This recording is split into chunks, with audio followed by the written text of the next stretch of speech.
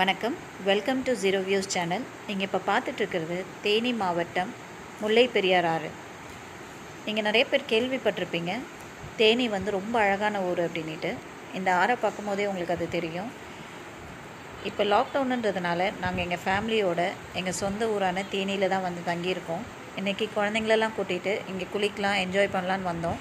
ஆனால் இங்கே இப்போ தண்ணி நிறையா போயிட்டுருக்கிறதுனால எங்களால் என்ஜாய் பண்ண முடியாமல் போச்சு.